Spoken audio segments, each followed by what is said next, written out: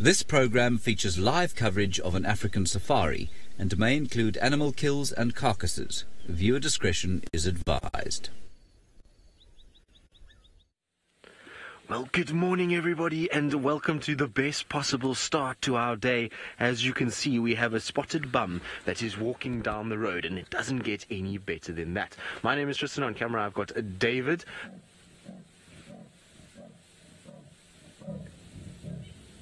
And we were going to tell you that this is a live interactive experience, except Tingana was shouting instead. And so he's telling us all that you need to get involved this morning and ask lots of questions on #SafariLive. I'm going to try and keep up with him. He seems to be moving quite quickly and going quite fast. Now, the thing is that what's interesting is he's been sort of moving about in the central part.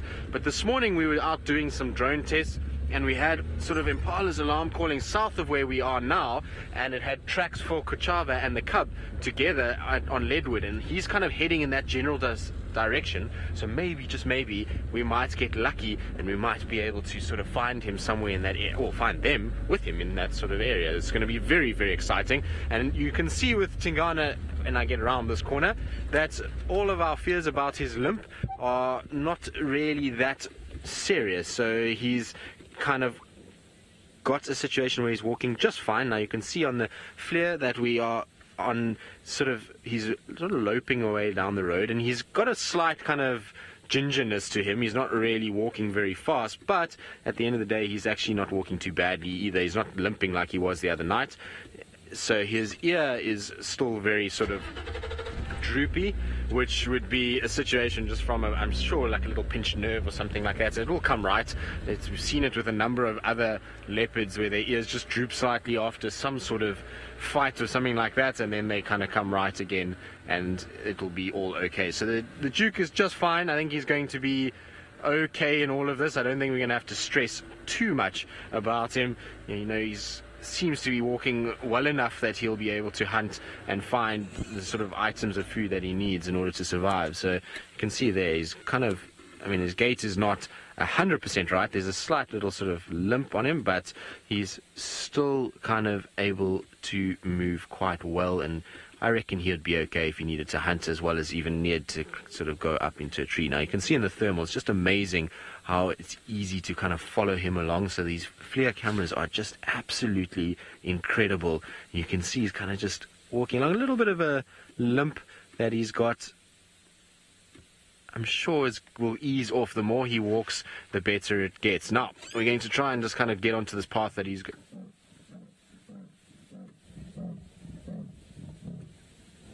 You can hear he's very vocal this morning. He's making a lot of noise and he's stopping and listening. I wonder if he's maybe trying to just check if there's anybody around. Also, if there's any sort of females that could be around as well that he might be able to get to. Right, now we're going to try and kind of follow him along, see where he ends up. He is heading in the right direction to sort of go towards where Kuchava and Cub's tracks are. And so while we do that, let's send you back across to Sydney so he can say good morning to all of you.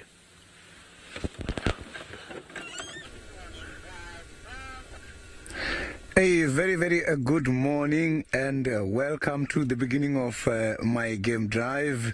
I am Sydney and I am not traveling alone this morning. I am with the photographer Sebastian. The weather this morning is misty a little bit, and the mist is not that too much like yesterday morning. I am now going to carry on, see if I can find some interesting animals for you, and you can follow us. Remember, this is a live interactive activity. You can follow us on hashtag on Twitter. You can follow us on hashtag SafariLive on Twitter. Alternatively, you can also get hold of us on Streamline chat on YouTube. We are going to carry on this morning, concentrating much more towards the western side of the reserve. Yeah, earlier this morning, I did manage to pick up a sowing, so we're just going to check if maybe we can be lucky with the one who was making a little bit of noise just before I've started this morning. Without any waste of time, I'm going to start with my trekking. So let's start. Let's see if there is updates here.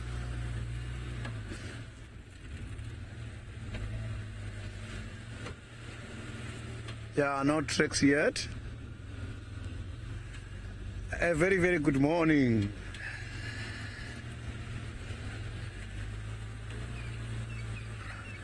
Yeah, there's just quite a lot of bird trackings. The birds already started moving around, and no tracks yet for the big animals.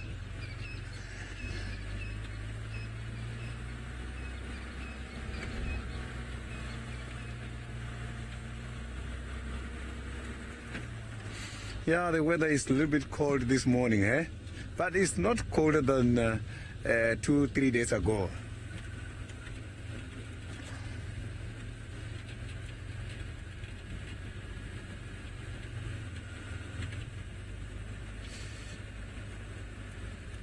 Yeah, this weather is just about 13 degrees, eh?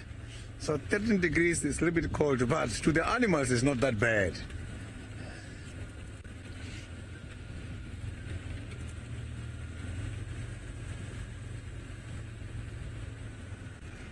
And there's no wind at all. It's very, very quiet.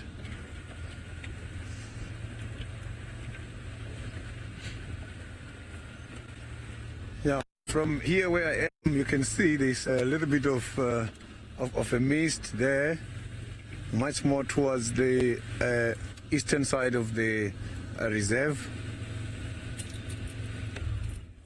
A little bit too low to see it, eh? Yeah, I can see that this mist there is not that very clear from where I am, but it's there.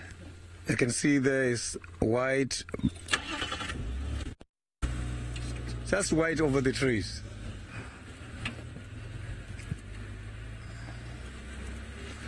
So let's see if we can find something here.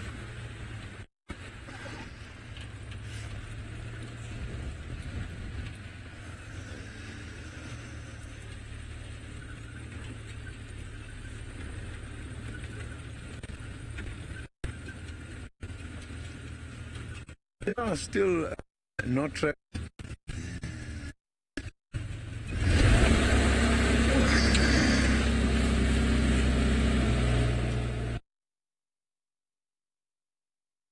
So a little bit of a sign here. So I just want to quickly just get off the car and see, just to try and figure out what it is.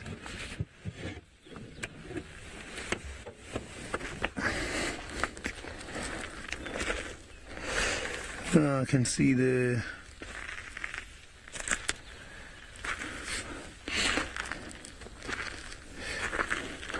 it's not very clear to see, but it seems like it was the hyena track heading towards the eastern side of the reserve. Let's walk a little bit. Maybe I'm gonna manage to get you see a clear track. No, it's not easy. Not easy.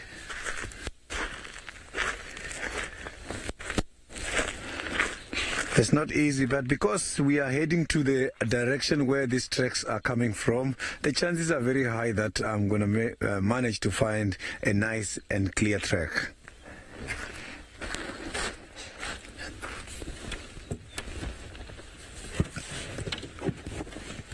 Yeah, let's carry on.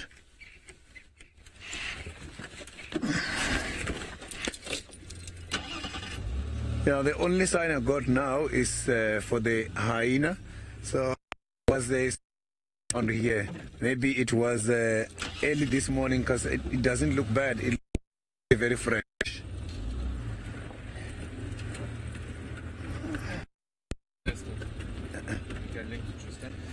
So we can go to Tristan. Maybe he's got something to show us.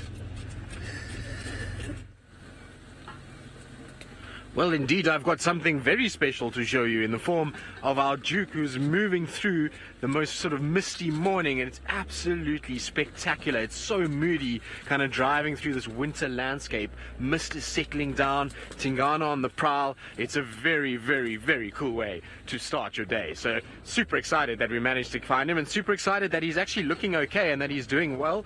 I was a bit sort of concerned when I saw that footage the other day, but with leopards you never quite know, because, well, big cats in general. Oh no, come on Wendy, don't stall now. So Wendy's got a little kind of, you've got to give it a bit more oomph than Rusty does. So come on, Wendy, behave yourself this morning. Now, you never quite know with big cats whether they're going to be okay, or, you know, what the sort of situation is with them when they're injured. And, you know, it amazes me always how they're able to kind of come back from what seemingly looks like sort of injuries that are, for us as humans, very serious and could potentially be something that we wouldn't be able to kind of cope with. But these big cats somehow find a way to be able to kind of deal with it and to be able to sort of get or come right and survive and sort of shake it off. So really happy that he's looking as good as he is. Now he's steadily moving. He's really not sitting still this morning at all. He's kind of heading straight south, and I believe a lot of you are saying that he looks great. I agree. I think he looks absolutely fine. I mean, he's, like I say, there's a slight little limp there for sure. It's not exactly his normal kind of strutty gait that he's got, but he looks really good considering 2 days ago he wasn't even putting weight on that paw. So I think he'll be just fine. I looked at the footage the other day and also thought he'd be okay. You know, leopards are incredibly resilient animals, so he'll be just fine. I don't think we can't count out our Duke just yet. If that's anything we've learnt about Tingana, and I suppose some of the other male leopards that we've had over the past, like Mvula, is that male leopards have a resilience to them that very few other animals have, and they kind of just will hang on for dear life and just sort of ride these bad patches as they get older and get themselves back into sort of fit shape. So I think Tingana's still got some time in him, that's for sure. And the way that he's vocalizing and moving around and scent marking indicates that he feels the same way and that he thinks that he is still going to be the dominant male in this area for quite some time. Now, every now and then he stops and he's looking up into trees. So I wonder if maybe he's got the scent of something that he's kind of just checking along as he goes. I'm not sure who he would have fought with.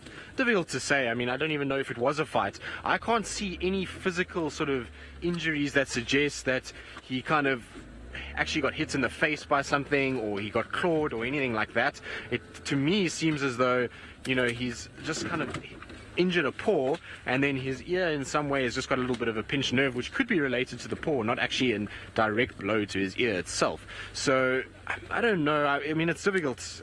For me, I don't even know if he did fight with another cat. There's just no evidence of it. There's no sort of sign of scratches on the nose, ears, or even on his coat anywhere. It all looks very sort of normal to me at the moment. He doesn't look as though he's got any cuts and scrapes and things that I would really kind of stress about too much with a leopard.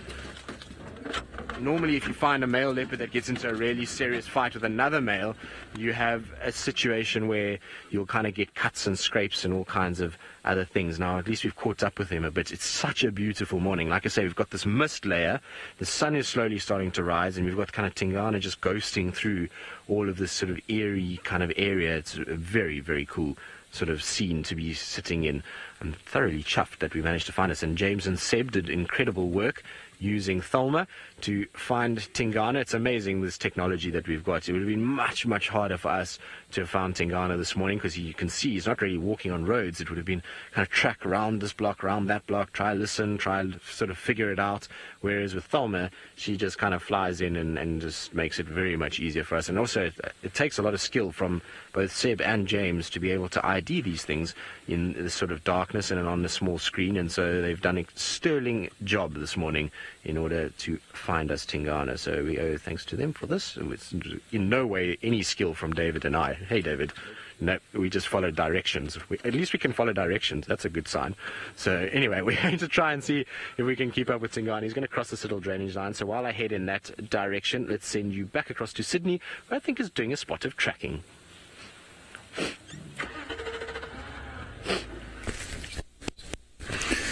Yeah, I have got one of the very beautiful big house here.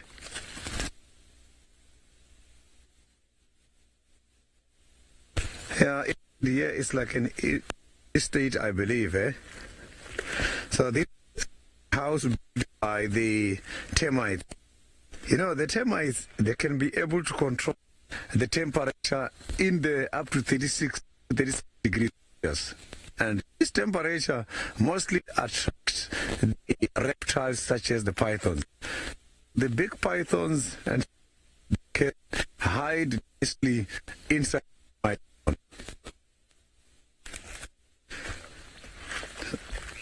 You will see some of these termite mounds, they've got big holes on them. In those big holes is the artifact.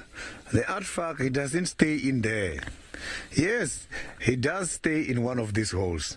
A reason for him to dig there is to get hold of the food, as the artifact feed on ants and the termites. So he's going to dig this hole. The hole can go deep up to 6 meters, and it's very fast. When digging, he can dig approximately 6 meters hole down in less than 15 minutes time. And after that, he's going to leave that hole unattended. And suddenly, other animals got to be thankful for the artifact for digging the hole. That is when you're going to find the big snakes, such as the pythons, staying in there. In other words, it is not safe to go and relax near the termite mounds, because you might find that there are snakes in there, and snakes, they always want to come out when the sun is shining so that they can enjoy the radiant energy from the sun. Since snakes depend on the surrounding, they depend on the sun. They are not like us, whereby we go, we eat, and then some of the percentage of our diet then get converted into heat energy. They've got to rely on the sun for their survival. So now I am going to carry on towards the eastern side of the reserve and see if we can find something interesting. I have been trying to check on the ground to see if maybe we can find the clear track of the hyena, as we saw earlier that side, but it seems like this hyena was coming from deep in the thick bushes. So now I am going to go to the eastern side and see what is there. So let's go to the eastern side. Maybe by this eastern side there are things happening.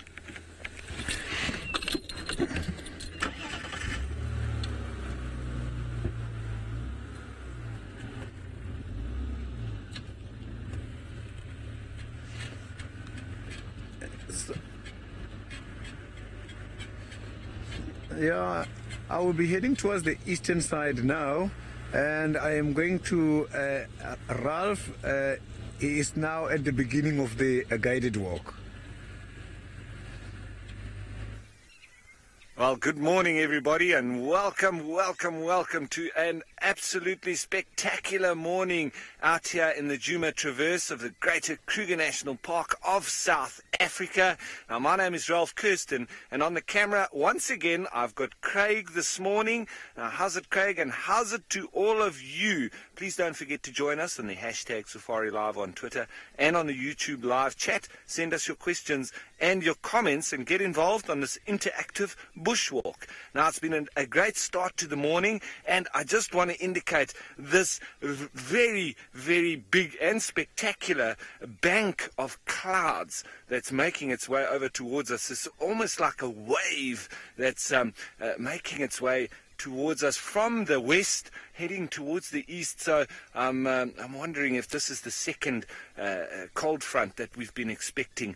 But for now, it's a lovely, lovely morning. The birds are starting to wake up, well, we're also awake, and we've been out nice and early looking, and we found Tingana. That's great that Tristan is still with him. So we're going to try and see what else we can find on our side. And, well, send us through what you would like us to look for this morning. And as you can see, we still got a little bit of the jerseys and long pants on, so it is rather cool. It's quite typical for that time of year. It is winter, by the way, and that's why the grass is all brown, and why me, I've got my long pants on and my long jersey. But, well, it does make for good predator activity sometimes. Now, Eugene, one of the spiders that we do find regularly in winter is the tropical tent web spider, those guys that exhibit negative geotaxis, hanging on upside down, and especially like the last couple of days when we've had some misty mornings with some moisture around, you can very clearly see those spiders' webs with a little tent structure in them. We won't be seeing the golden orb web spiders or the kite spiders at this time of year, but the tropical tent webs, they've still got their little structures in place. We won't see it out here on the plains though, but we'll see them a little bit later, and if I spot a nice one that's got some nice colours on it, we'll maybe show you that. Alright, so we'll just have to see what else we can come across this morning. We haven't come out with a plan. We're thinking about just moving towards Treehouse Dam, which is almost directly south from where we are now on quarantine. There was a big herd of wildebeest here a little bit earlier, but it seems like they may have moved off. There were also some impala around, but and we can see a lot of the signs here. There's impala, and this is wildebeest, and some impala as well mixed in with that. So both the impala and the wildebeest were hanging around here together. Maybe they've just moved off onto the other side of quarantine. I'm not quite sure. We'll just have to make our way on over there and see. As some of the crowned lapwings, one of the birds that do like moving around on the little plains, they just make a bit of a racket there, but they've just now put in, and everything else seems a little bit quiet here on quarantine. But nonetheless, I'm sure we're going to find ourselves quite a few little nitty-gritties. I wonder, here we can always have a look at some of these little logs and see, because this time of year there's quite a lot of termite activity, ant activity, but not that much else in terms of the invertebrates. The odd spider, the odd butterfly, and I'm just hearing a little barred owlet calling with his wurru, wurru, wurru, wurru, wurru. It's difficult to hear, he's quite far off at the moment, but it's quite strange. The sun's getting up quite nicely now, so he's a little bit late, having gone to bed. So I think we need to get off of this plain a little bit and down into the thickets, and that's when we're going to find all sorts of little invertebrates, and maybe some tracks and signs as well. Maybe one of the leopards have walked this side during the night. We'll check the newspaper out and we'll let you know.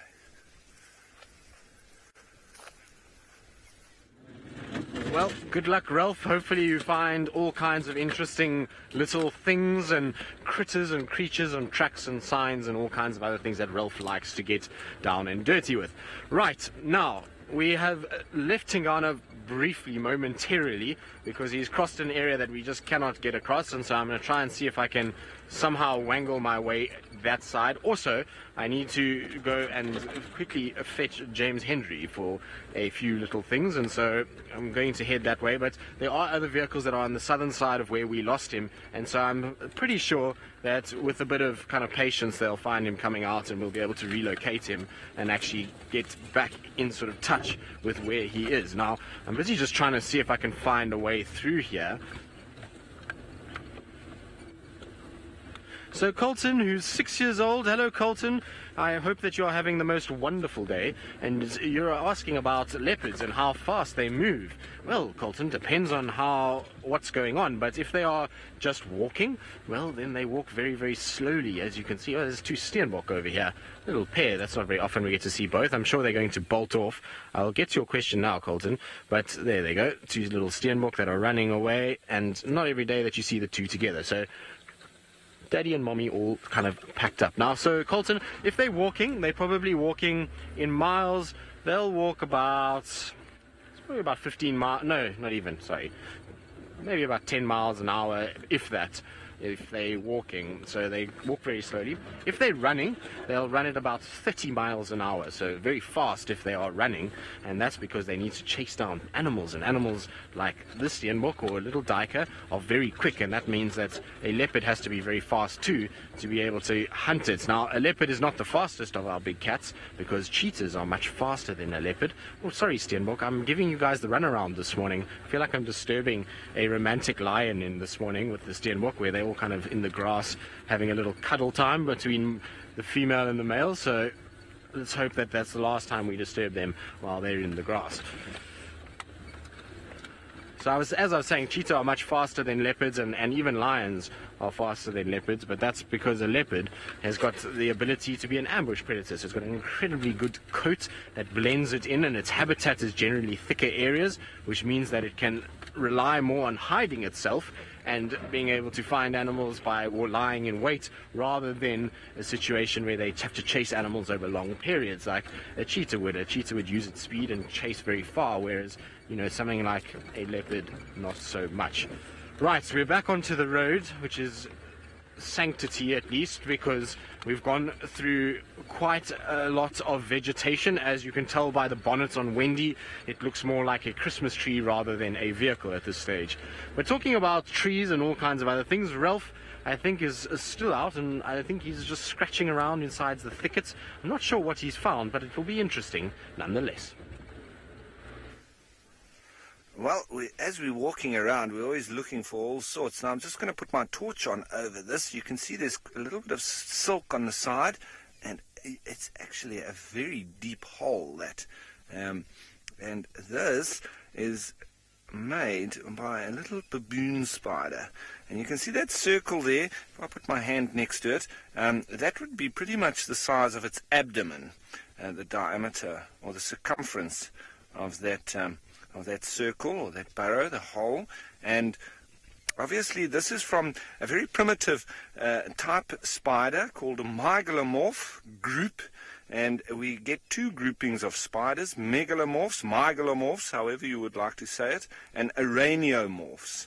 Now, megalomorphs are more primitive because they don't build the typical webs. They use their spinnerets to make silk, to line their burrows and things like that, where they might need to just keep the soil from collapsing on the inside of their burrow. But they actively hunt out their prey, much like Tingana would be doing this morning. But these spiders now, this one obviously come back in and gone to bed, also coming out at night, like Tingana has been doing over the evening, and he's gone out like these spiders would, and then looking to physically sort of hunt down their prey, and then they'll feed on it right there and come back to their burrow. As opposed to the araneomorphs, which would make a web and then sit and wait for their prey to come to them. So there's a real difference there, and araneomorphs are so well adapted to staying in a web that they don't do very well on the ground. Like if you break a golden orb web spider and the spider actually falls down onto the ground, you can see how awkward they are when they are on the ground itself. So these guys, megalomorphs versus the araneomorphs, with the web dwellers. Now, Snazzy, you ask if there's any poisonous spiders here. Well, firstly, I don't want to be pedantic, but I do need to tell you that spiders are not poisonous. They are venomous. You might get the odd poisonous spider, but why do I say that? Because poison is injected and poison is ingested and venom is injected. So those are the differences between poison and venom. And so you might get some poisonous spiders that if you had to ingest it, you could get that protein that would poison you. But the venom that spiders would have is obviously injected. And yes, we do have quite a few venomous spiders around. And there's only one type of baboon spider that is extremely venomous, but it's one of the smaller ones, and we find that down quite a lot in the Eastern Cape. The ones that we do worry about a little bit more is the black widow spider. That's like a button spider, but you generally find them in places just under nooks and crannies, possibly underneath some of your chairs as well. The plastic chairs, anywhere where there's a little sort of cave where they can make their their web. That's where they like to hang. So we very often find them in classrooms and in the domestic dwellings, underneath chairs and beds, etc. That's why I don't like spiders, because they generally show up where you don't like them. And that's neurotoxic spiders, and we also get quite a few of the cytotoxic venomous spiders as well. Now, speaking of those spiders, I'm going to go down and get on into those thickets. Hopefully we can find some, but I just won't be getting too close.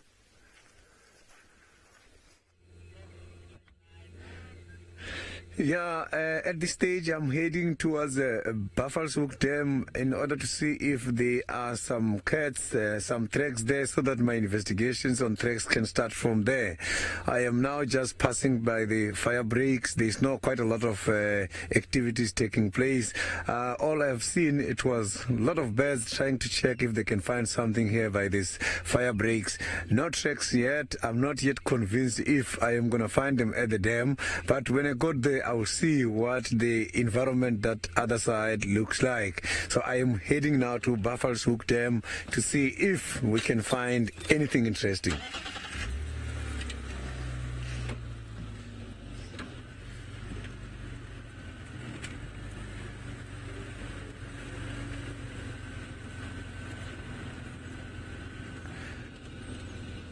Roo, the game reserve is open. The animals are roaming around freely. There are no fences at all. So that is why it is very difficult to guarantee a sighting. It is a natural system. We don't give these animals anything to eat. They are just behaving their own natural way.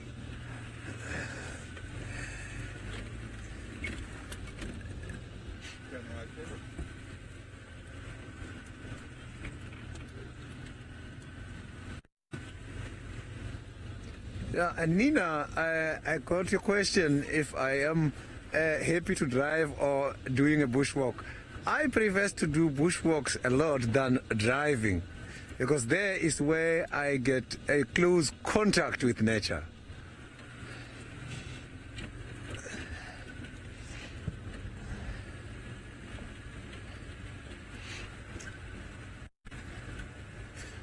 Yeah, still not tracks yet.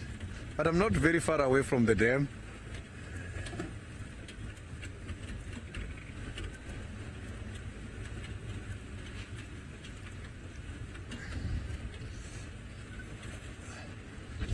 So we are now approaching the Buffalo Hook Dam.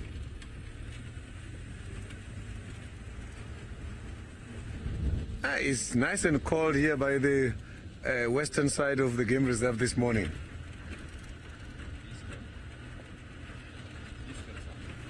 Oh yeah. Oh, I've got something beautiful for you here. It's the only animal I'm seeing now. The hippopotamus.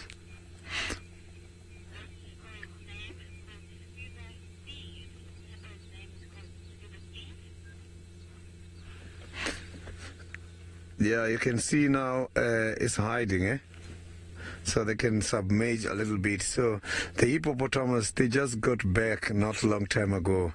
These animals are herbivores, so they go out for feeding purposes at night. So they don't like it going out for feeding purposes during the day because of their design. They are leaking off a sweat gland, so the sunburn gives them a problem. There is hiding again.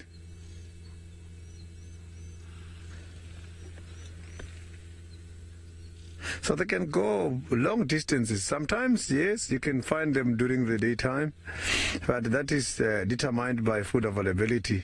They go out for feeding, and if the distance are too long from where they are to where they come from, they can easily hide in between the thick bushes and then carry on afterwards.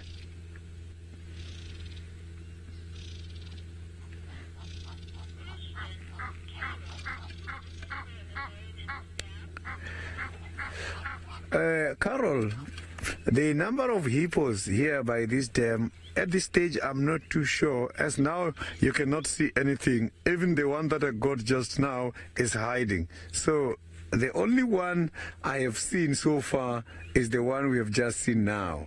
But maybe more other hippos are in this dam. I'll just try and check if something is going to come out. But so far, I am only seeing one.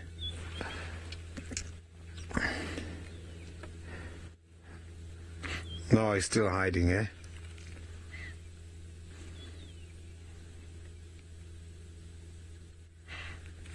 So you can see the hippopotamus, they don't look that very dangerous when they're inside these water holes.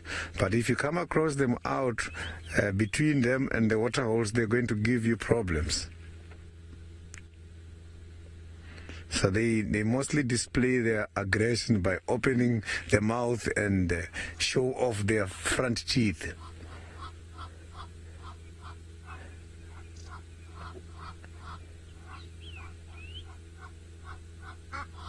Oh, there is he again. It's coming out. He's checking on us. Look at that.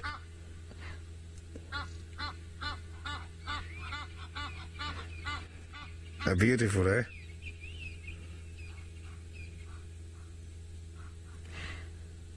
So,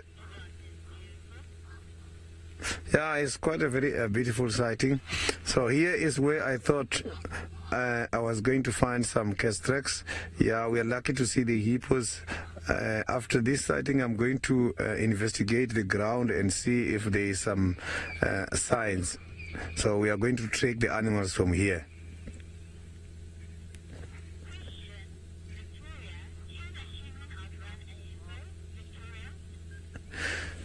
There is a question from Victoria, whether the human can outrun the hippos or not.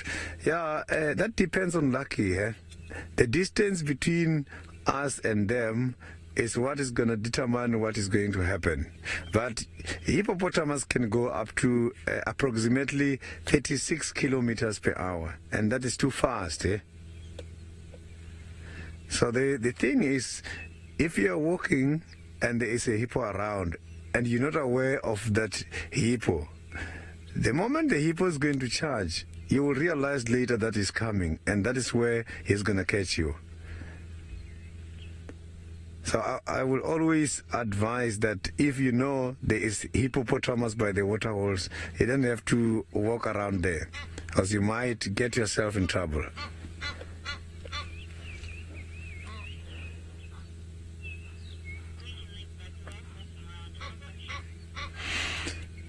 Yeah, I'm going to still look for the animals much more this side, but I think Rolf has got something to show on his side. He's doing the guided walk. Well, we've just stopped with one of the trees that has got a little bit of greenery on it at this particular moment in time in the winter months, and this being the Peltiforum africanum, or the African weeping wattle. And why do they call it a weeping wattle? Well, why don't you send us in your answers? Why is the African weeping wattle called as such? And send their answers to #SafariLive on Twitter. I'd like to know why they call it that. They also call it the toilet paper bush because it obviously can lend itself to be quite a handy toilet paper. If you were out in the bush and you had a lack thereof, you would have to take quite a few of the leaves. And remember, this is now a compound leaf, so that is one leaf, not the call them little leaflets. And this is a bipinnately compound leaf because it is twice divided. You see there once and then twice. So each little branch is twice divided, and then the little leaflets coming off of that. So that's quite useful and in that way. Now, Siberian Zumi, you say it's called a weeping wattle because it cries. Well, it does cry, but I'd like to know how and why it cries. It does weep, but I'd like you to tell me exactly how it does. Now, Sarah, you say because it's got a very sad life story. Well, it does look a little bit sad, doesn't it, sometimes? It's hanging over a little bit. And this one's been attacked by elephants, so they do like to feed on the African weeping wattle, and they break off entire branches, and they can actually decimate them sometimes. But what they can also be used for is putting these together, and you can actually use it as a bit of a bandage or a gauze, if I can say. And I would probably take some of the leaves of a sickle bush and mulch that up, chew it up in my mouth. And this is in the case if I had to have a very big gash in the bush without my first aid kit around. I would take the leaves, which are quite similar to these, of the sickle bush, and chew them in my mouth, put those inside the wound, and then strap it down with some of these as a gauze. Now, how would I strap it down? I'd have to use this as the gauze, quite a few layers of these leaves, and then I would find a raisin bush and strip the bark off of that. It makes very good string. You can plait a few of those stripped pieces of bark, and then you can use that to tie your literally bush-made bandage over the medicated sickle bush leaves on the inside. So very interesting and an easy way.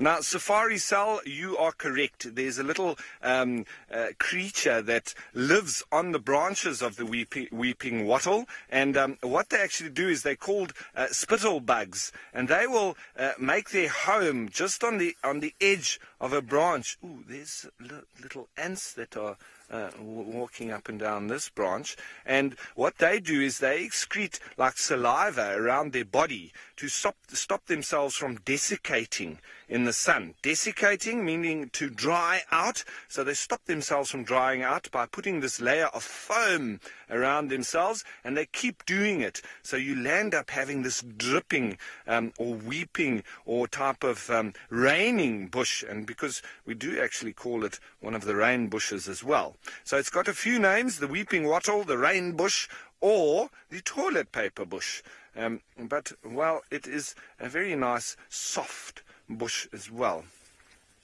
Our snazzy, I'm sure that somebody could be allergic to a weeping wattle. I'm sure there's compounds in here that's possible, but it is quite a soft sort of bipinately compound tree, because very often when we find these leaflets, like with the acacia type plants or Vachellia and the different, or Senegalia, now the new names, they normally got thorns associated with them to try and protect these very nutritious little leaflets, as well as the sickle bush or Dichostechus cinerea, also got very big sharp spines. But the weeping wattle doesn't have those spines, and the one you need to be a little bit careful of is the flame thorn, because it has almost identical leaves, but between the little leaflets on the branchlets over here, there is very, very sharp red hook thorns. So you wouldn't want to use that for toilet paper, because you'll have a nasty surprise if you had to wipe your bottom with a flame thorn leaflet. So that would be quite nasty. Right. Now, speaking of nasty, I hear my friend Mr. James Henry is out in the bush now. Let's go over and say hello.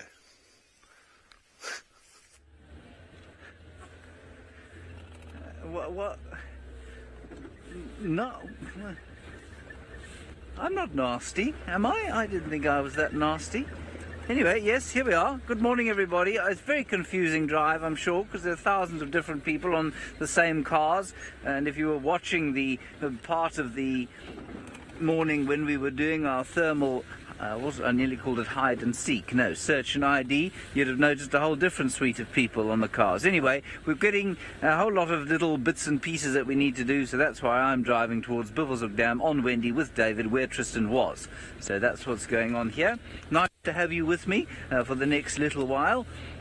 We'll see what we can find. Marvellous start to the morning we had with Tingana, the male leopard, possibly on the hunt for Guchava and her cub, young male, as yet nameless. I called him Dennis the other day. Naturally, that wasn't a particularly popular name, so it probably won't be Dennis. David, what do you think? No, you don't think it's a good name for a leopard? You don't like it. I think that's fair enough. You won't be in a minority there. So we are heading towards Biffle's Waterhole. We'll see what we can find around there. Tremendously successful day with the drone before dawn, which was just great. Let's have a look at those there first. I believe them to be the great and green pigeon. Oh, look at that. Pigeons that are green, that don't look green. On account of the angle that the sun is hitting them. Oh, apparently we need to go forward just a touch.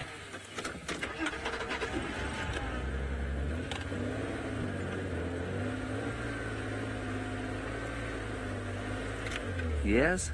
Is that better? Oh. I don't suppose we can look at the thermal pigeons, can we? That's quite a nice shot.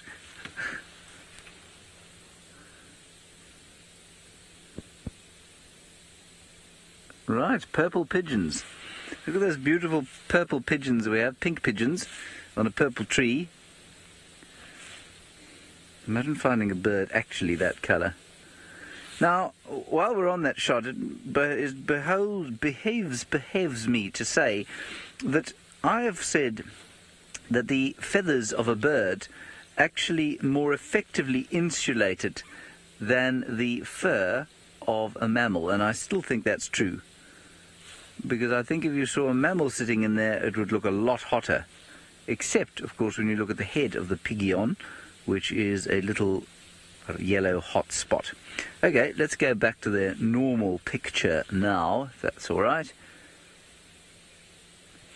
And, of course, what you can see there is they don't look very green at all. That is because they are not green. What? I hear you say. A green pigeon isn't green? I know many of you will now be lying on the floor in gobsmacked amazement, gasping for air and fanning your faces. Well, don't worry. Recline upon your chairs and I shall tell you why. Now, I've told many of you this before, but the green pigeon is in fact blue and yellow. The barbs of its feathers are individually blue and yellow, and as most of you will know from your painting lessons when you were a small child, mixing green and at least mixing yellow and blue gives you, David? Oh, very good. Green. Yes, exactly. Okay, let's carry on.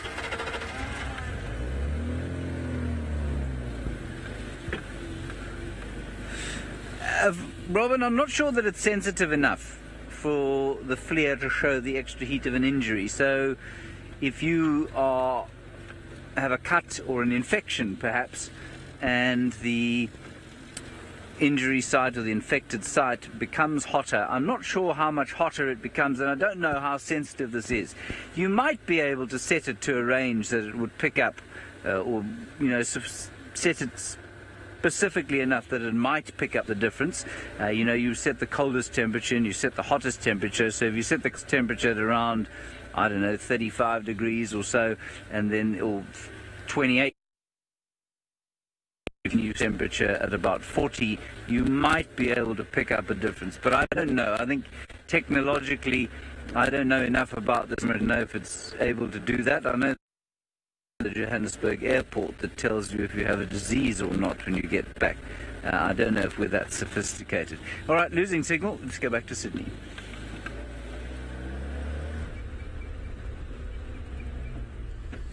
Yeah, here on my side it is still very, very quiet. I haven't seen the tracks yet, no fresh tracks. All I'm seeing, they are just old tracks. Hyena, a lot of movement for the hyenas, but not for the lions or the leopards. But my plan was to see one of the cats. However, I have got something interesting to share with you.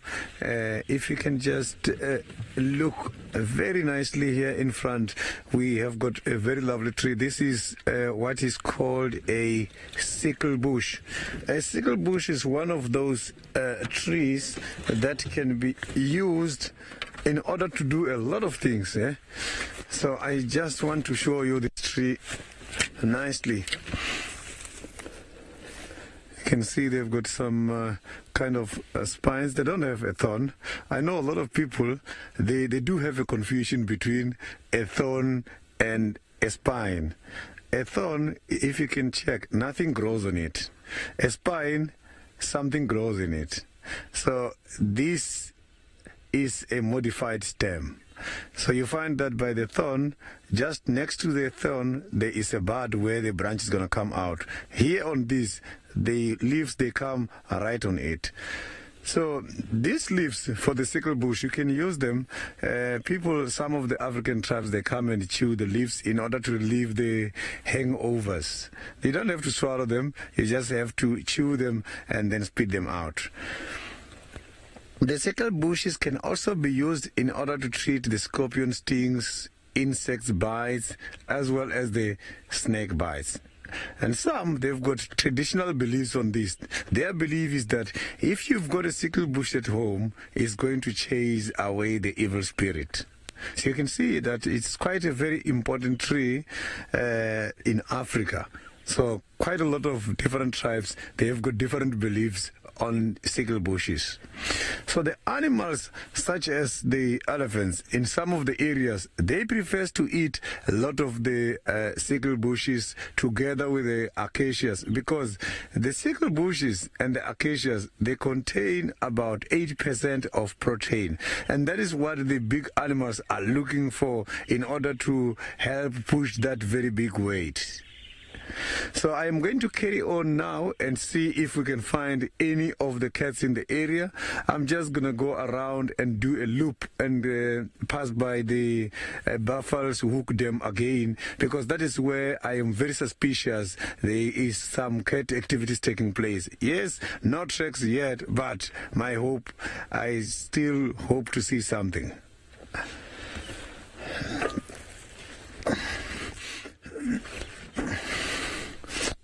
Let's see what we are going to find.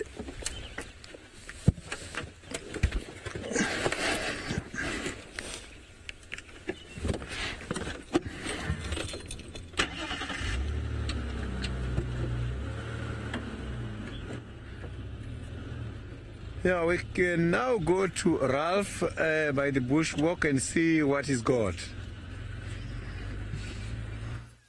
So I'm just listening out, everybody, because I've just heard a lot of grey go-away birds in this direction, all going quack, quack, quack, quack. And there was also a squirrel doing the very indicative.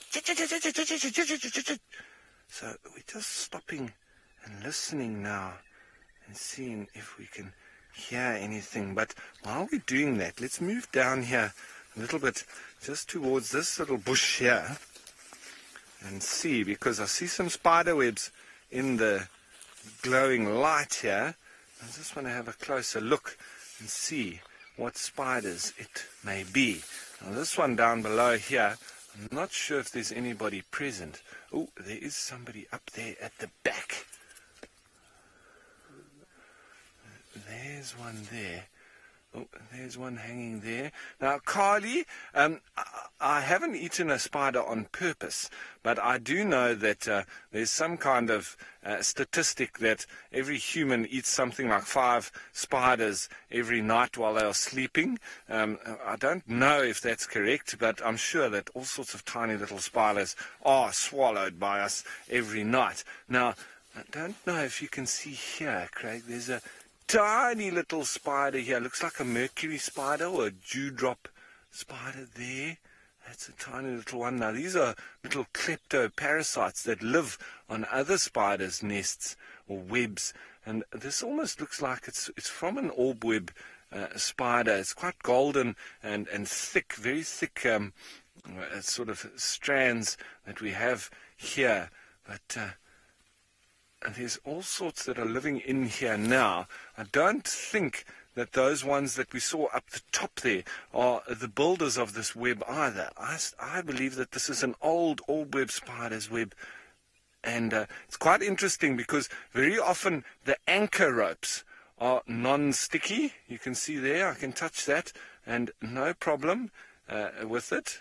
and all of the anchor ropes generally not sticky, but once I get onto the inside over there, that's where it then becomes more sticky onto the stick itself, sticky stick.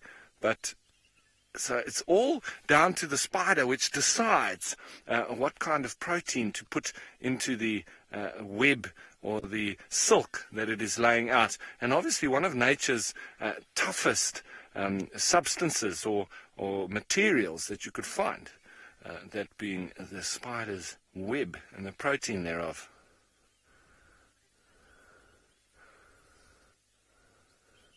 Now, Giraffe Girl, I have to say that, you know, the tropical tent web spider is probably one of the most intricate webs that I have ever seen. But one of the most intricate or one of the most interesting and exciting spiders that I've ever watched making a nest, and I've watched it many times, are the bark spiders. Because you watch them building their web, and then they swallow that up, you know, and do it every single day. So they do it on a daily basis, building their entire web, and it is absolutely fascinating watching them lay out their web to perfection. You know, this from the golden orb web, or one of the orb webs, is quite a mess. They don't really have any real pattern to it. It's literally quite haphazard, and so I prefer those ones that are typical of real spiders' webs. And I love how they start it by putting out a bit of a fishing rope that they'll sort of throw out into the wind. And for instance, you know, the spider could start at this branch over here and throw out his little anchor rope, and the wind would take it, and then it might just touch onto this leaf over there, and then he'll anchor it around that, and he'll pull it tight once he's anchored it onto that one over there as well. Then he's got his real anchor coming all the way down the middle, and then from there he could drop down and anchor onto there, and then climb back up, and then he's got like a T-junction. So then from there, then he can drop down, and maybe the wind blows him a little bit this way, and then he'll anchor onto there. And then maybe climb down the branch and work his way around and get that entire ring going. Once he's got the ring going, then he can literally drop down the side, from the top to the bottom, and put that middle one down, and then he's in business from there. Then that's when it starts, and then they start doing the whole circle, going all the way around on the inside. But like I said, not so with these orb web spiders, which is a little bit more haphazard, but always interesting. Hey, spider webs fascinate me, because they say strongest fiber in nature, and if we were able to produce that like these guys are able to, we would be making some of the strongest material. I mean, you'd be able to pull aeroplanes with it, just with the pure silk that they produce, and it's all made within their body. And that's why I say also with the bark spiders, sometimes with the kite spiders as well, if you walk through their web, they've obviously put out so much protein with you know, building their web, that if they had to lose all of that, they would have to feed a lot to be able to replace that, and taking a lot of energy from them. So when you walk through it, or you break it in some way, they'll literally eat that spider web, obviously try to reassimilate the protein that they've put out. And I'm sure that they've probably quite sufficiently put out more.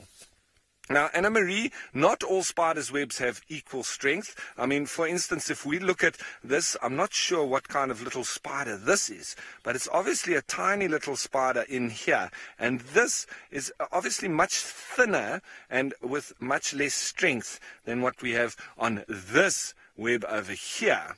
And obviously would be able to hold much less or smaller prey on that, and this is obviously going to catch tiny little insects and so on, whereas the bigger orb web spider's web would be able to catch much more or bigger. Now, I think it was a picture from Australia where they also have orb web spiders, and they actually catch budgies and finches and things like that. So you actually have bird hunting spiders as well, which is quite incredible. But they catch them in the web, and it's quite distressful to watch this picture of a bird trying to get it out of a web, and the spider coming and spinning it up, and then obviously injecting venom into it and externally digesting it. That is what really freaks me out about spiders, that external digestion, and then they drink it up like a soup. Well, it's quite incredible, but it's still fascinating to see all these different spiders, and they really do fulfill a seriously important part of the ecosystem. So I do like that we have spiders. I just don't like them anywhere near me.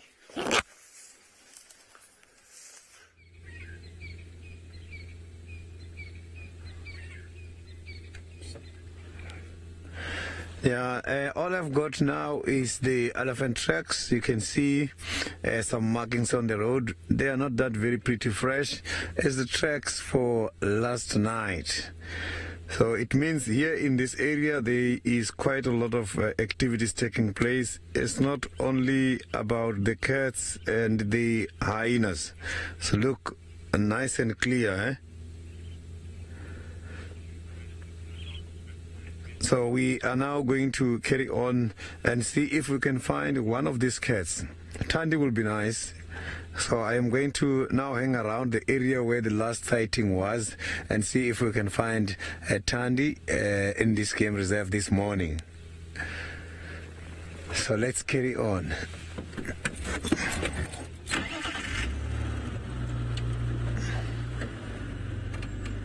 No, it was quite a lot of elephants here. You plugged it? Yeah. Yes. Chantal wants to know if you speak Shangaan. Control. A question from Control. Yes, I speak Shangaan, but originally I am from Venda. I speak Chivenda, but Shangaan as well.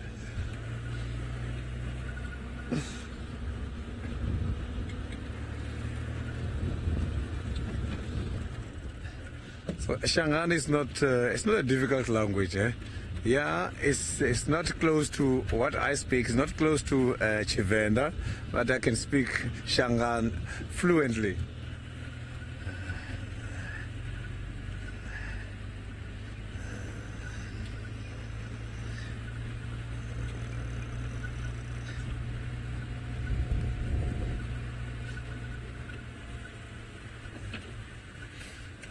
Let me just let's now go to James. Maybe James has got some luck on his side. No, I don't have any luck on my side. I've also got Sydney driving down the way that way, so we're on the same side really. He's gone. Sorry, David, that I threw you under the bus there. I can see some impala very a long way away though. We are now going towards the northeastern corner of Djuma, where, well, hopefully there will be a great bevy of activity. Perhaps there will be wild dogs, leaps of leopards, prides of lions, herds of bears.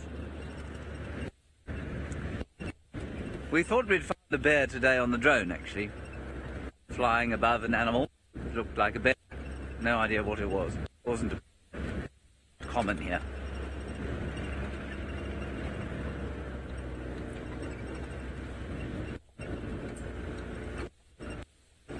Lizzie, that's not a question I'm able to answer.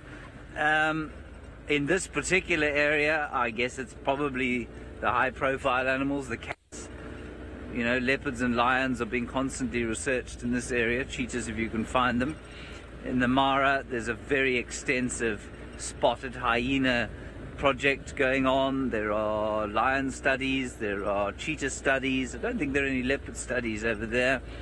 But worldwide, I mean, I really couldn't tell you. There's probably a lot of, well, I mean, if we're going to talk about animals, there's probably a huge amount of research going into mosquitoes, for example. than how to get rid of the Anopheles mosquito, or certainly how to get rid of its ability to catch the malarial parasite. So, yeah, it'd be impossible for me to tell, but what I can guarantee you is that as we speak, countless thousands of PhD theses that will never be read by anyone are cluttering, new ones are cluttering the shelves of many university libraries around the world, and a lot of those will be dedicated to some form of obscure zoology. And that's not to say that they are pointless in any way, but, of course, so much of that knowledge will never see the light of day. Anyway, it's just the way it goes. Unless somebody is prepared to wade through the inevitably dry language of a PhD thesis. Remember, an extremely bright friend of mine went off, very bright, went off to university to do a master's degree, and he did it in history.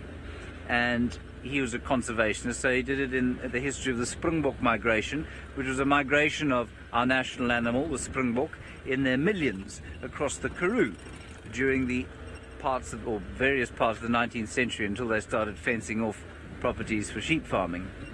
Anyway, I remember being very excited to read the first paper that he produced, and when I eventually did receive it, now I don't consider myself to have a poor grasp of the English language. I consider myself to have a slightly better than average grasp of English. It's not the best, but it's better than average.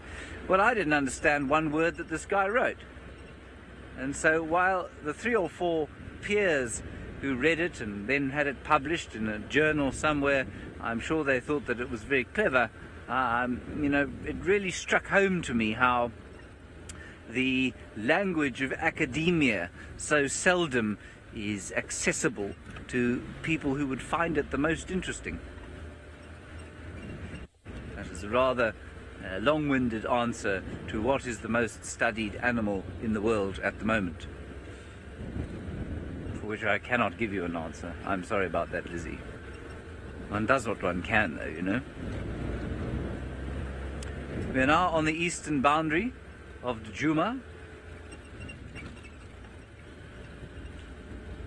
Oh, snazzy, yes, I'm so very pleased that you noticed. You say, do I colour my hair because it looks lighter? Always. In winter, I like to have slightly lighter hair than I do in summer. I find the change, it's like a holiday, you know. Don't you, David?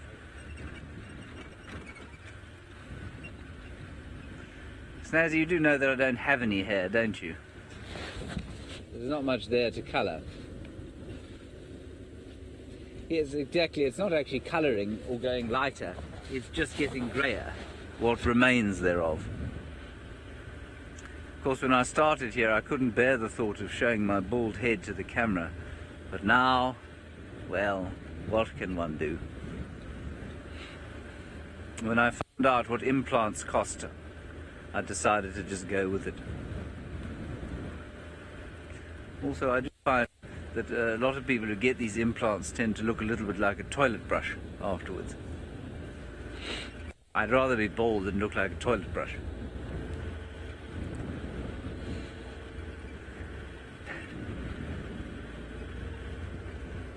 Thank you, Kim. You say that I am a star.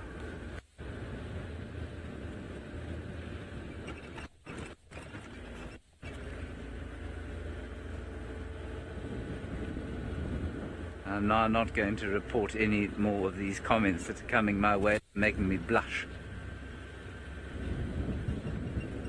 But thank you all.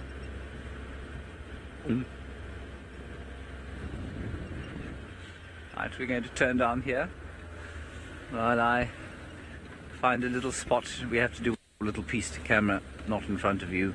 So let's go to Ralph, who apparently has found a large brass instrument.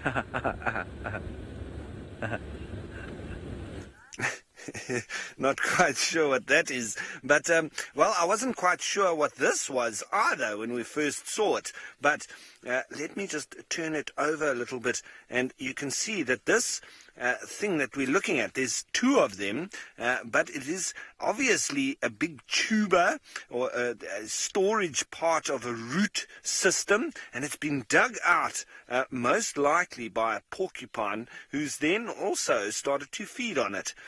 And I'm pretty sure that this would be quite full of liquid and moisture on the inside there, and you can see by the redness of it, it's got quite a lot of tannins on the inside, and that is probably quite nutritious as well, with that inner cambium of the bark too. Now, Herbie is here with me, and he tells me that this, I've never seen this before, so I've just had to ask him, and he says that it's from the Bushman's grape, which we're seeing just off to our behind me over there. You can see some of the tendrils on the tip of some of the little branches, and that does indicate that Bushman grape. It's a bit of a climber, a bit of a creeper, although there's not too much for it to climb on over here, and it has also dropped its leaves now in winter.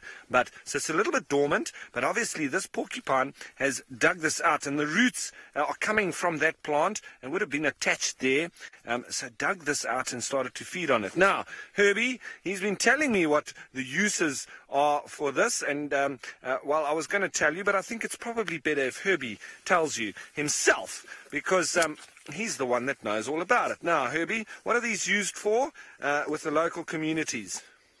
Good morning. Sorry, introducing Herbie. He's our game scout. And there we go. Right. Herbie, what is all about this tuber that we found, the Bushman's grape?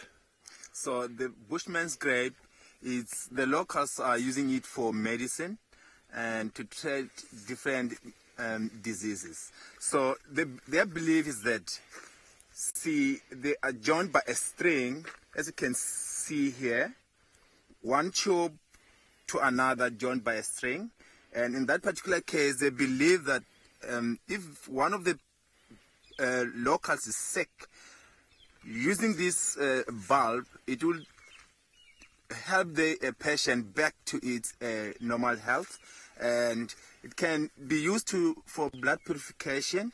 So blood purification, how would they use it?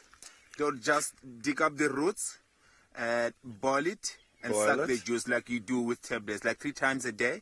And so boiling it and then getting the nutrients out from that. Eh? Yes. Or either if you want to clean up your system, you just add some salt on it, and it works perfect. I've used it many times before, and it does work. But again, there will be lots of animals that will be using the very same bulb, as he already mentioned, that's from a porcupine, because the digging itself will indicate that it's not from a very big animal. I know steenboks also dig for the bulb, and elephants. I've seen one of the signs that the elephants have been after this very same bulb in the very same tree as well. And I'll slowly move and point out where the elephants were trying to dig up the bulb from these.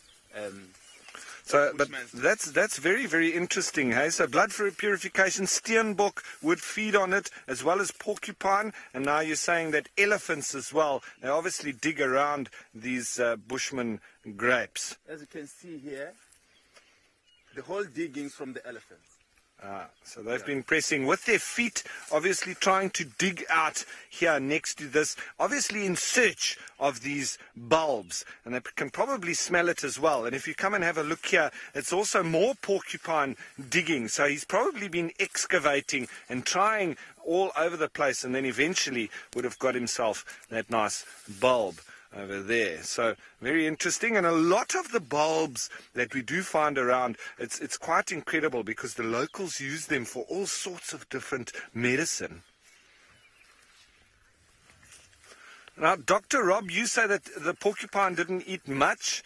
He didn't eat a terrible amount, but I wonder if it's maybe a little bit bitter, or there's maybe a little bit of a strong, taste to it, because often with these tubers, they do try and protect themselves by putting in, quite a bit of strong protein that just stops the animals from, decimating them. So there's always that evolution from the plants as well, that, that that the animals will realize that there's something nice and tasty and full of nutrients below the soil. They can smell it out, and so the plant then reacts to this sort of predation on them in a way that tries to protect themselves. And that's normally by putting a bit of protein in it to literally slow down that feeding on them. And I'm pretty sure that this porcupine got pretty much what he needed.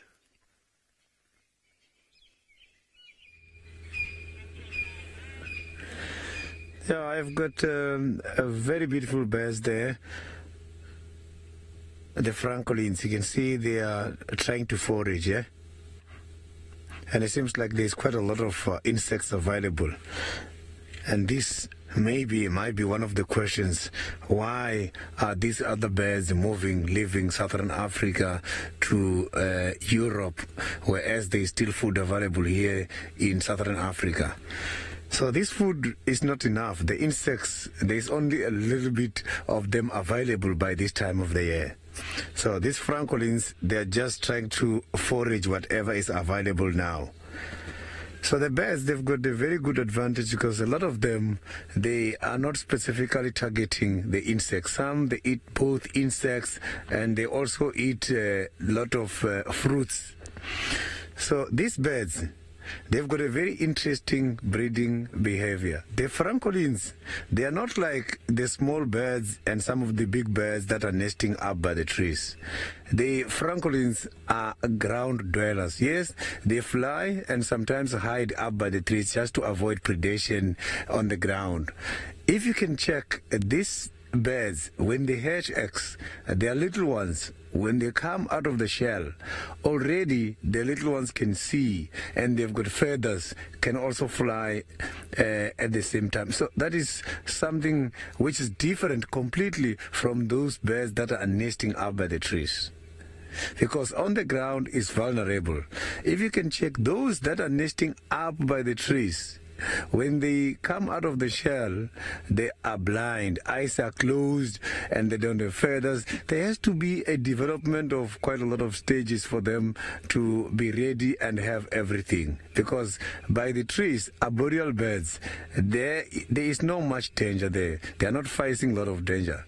So, but here on the ground, these francolins, they are experiencing a lot of predation. So the little ones must be able to run and hide at the same time. So competition is very high now because of the little insects available. So we are going to carry on and see if we can find something interesting. Let's just move a little bit closer and see if we can have a better sighting of those birds again.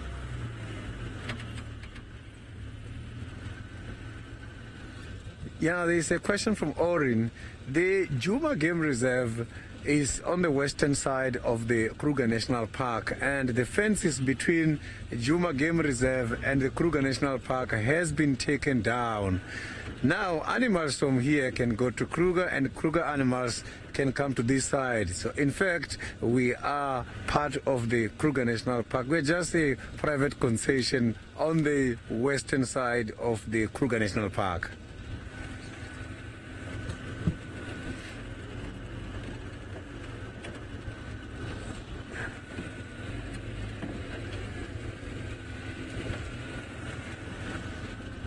Lovely, eh?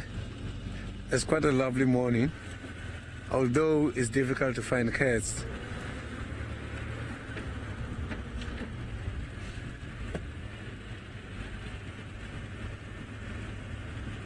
So I have not yet found any track. All I've been seeing so far is the hyena tracks.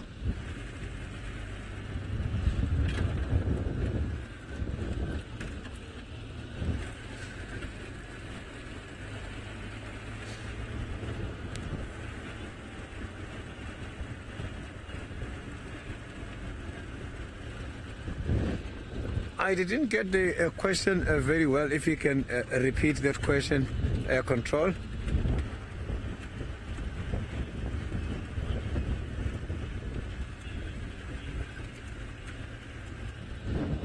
The question is if there is any other interesting animals I'm looking forward to see the animal that I'm looking forward to see every day, if possible, is the leopard.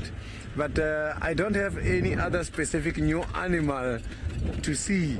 The leopard is the one that I'm hoping to see, if possible, every day. It's quite a very special animal, eh?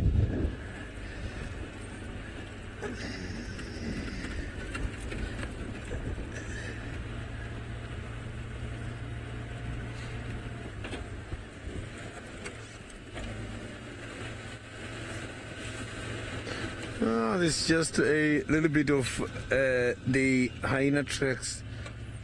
No cat tracks at all. So cats are my favorite animals, eh?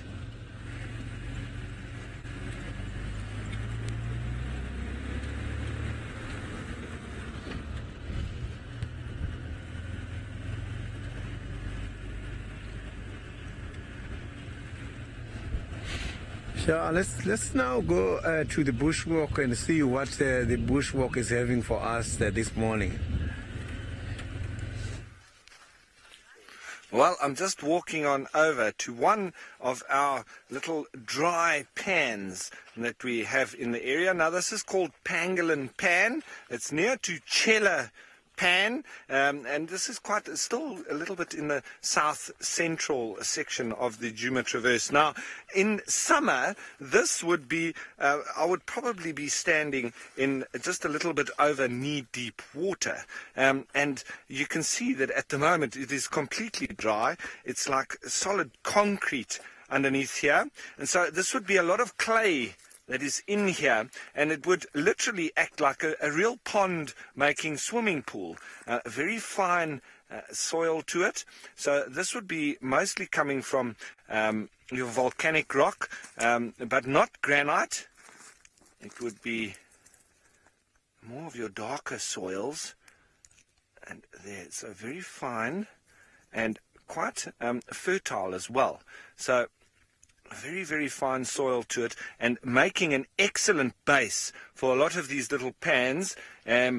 But at the moment, obviously, it's dried up in the winter months, not enough rain, but I'm pretty sure that this would have started maybe just with the warthog, just wallowing in a little bit of mud, and then making a little bit of a depression, and then from there, maybe a buffalo come and wallow in that same wallow that the little warthog has started. Then maybe the odd hippo could have even come across it and also lay in it and just make that nice big base, and then an elephant comes past and does a little bit of wallowing as well, as we've seen over here. Once the elephants get involved, just their footprints can make for a lot of sort of difference within the little water holes here as well. And you'll always find animals that like to wallow, that being of the warthog. We know how he likes to get full of mud and then go and scratch himself on any nice little point in the area.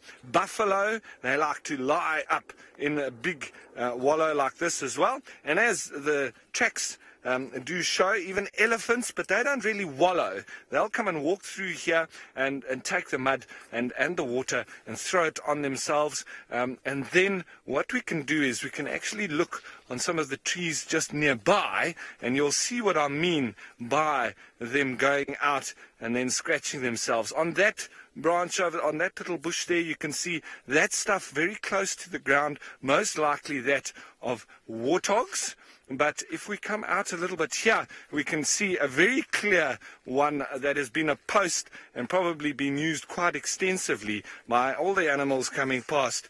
And here, as I walk, you can see mud that has fallen off an animal, like an elephant or a buffalo. Now, Romit, you want to know which animals have the most varying game paths. Well, Romit, varying game paths, I'm not quite sure what you mean by that. Is that they don't walk on the same path every day? Because a lot of the little or small antelope, maybe like the steenbok or the duiker, they probably have a little bit more variation in their walkings because they don't want the predators to know too much about their whereabouts, or try to, maybe walk a different path every day. But they still do use a very similar sort of base. Now, what we were just just showing you here is this tree obviously now has been used by rhino, buffalo, elephants and warthogs. I'm sure the whole lot. Coming up to this high point here, I'm thinking it's probably more so buffalo and rhino, but then all the way down low down here, probably also that being of warthogs as well. But a nice branch that they could obviously come and rest up their rump, scratch, and look at this. We've even got some hair that's stuck in between here as well. So a nice hairy lot. I wonder if that's from buffalo or rhino, and it's really stuck in there right in amongst. So there's another sign that we could use. There's some very long hairs even out here on the side as well. So very interesting and lovely to see. This is the kind of things that we look for even when we're out in the bush, and that would be an excellent sign to show that there's big animals around here, so we do need to be careful.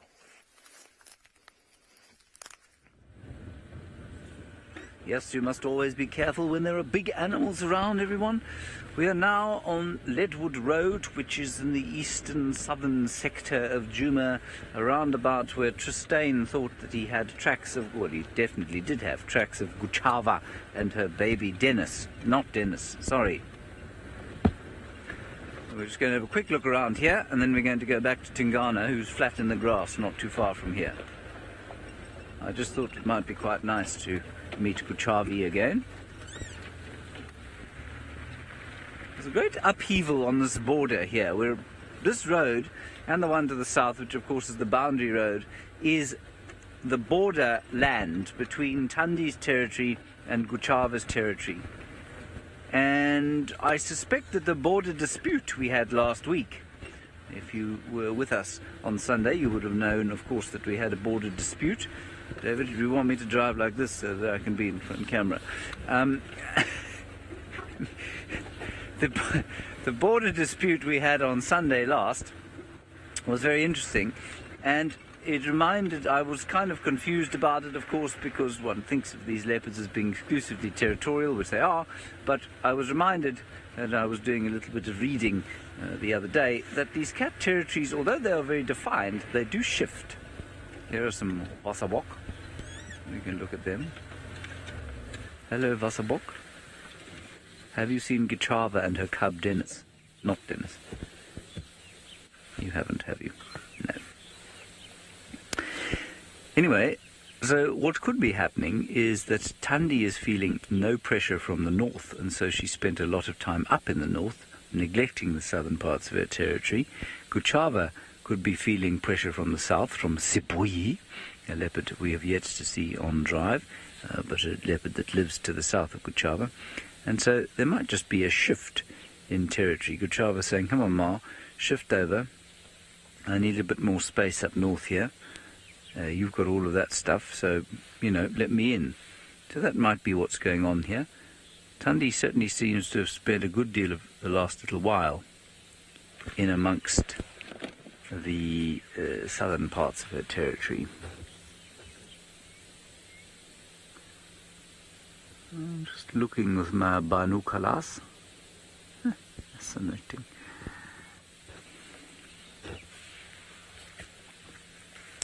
Bill, I decided when I finished my Masters that I was never going to study formally again. I mean, one should never say never, but, you know, I found that I read so much in the way of dry academic paper that, A, I couldn't face doing it again, and B, I wasn't convinced that I had managed to gain a thorough understanding of the subject by the end of it all. So I think if I was to study something else, it would be, I don't know, I would like to do much more general studies. I thought of doing a PhD in one subject. It just doesn't appeal to me at all. I'm not in any way casting aspersions on those who do achieve the remarkable, and that is a PhD. But personally, it's not for me. I think the next thing that I would probably do research on, if I was to do any research or to gain a skill in, I guess it would be some sort of musical thing, because living in the bush is the best way to study the bush, And that's one thing. And then the other thing, I suppose, if I was to, if I was to go and do some kind of formal study, it would probably be in something like evolutionary psychology, which is a very interesting subject, fraught with a lot of controversy. Some people disregard it entirely. Others, like me, think that certainly some aspects of it have a hugely important role to play in our understanding of our own species and therefore our survival. As you can see, that Waterbuck agrees with me completely. Yes, I know. Evolutionary psychology, you should check it out. It's very interesting. Good.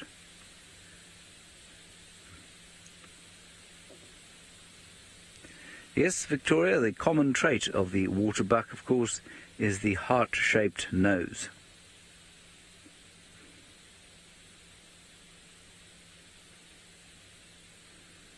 And I don't know, I mean, it's rather new to me, so I'm going to ask Kirsten, can we do the flare again?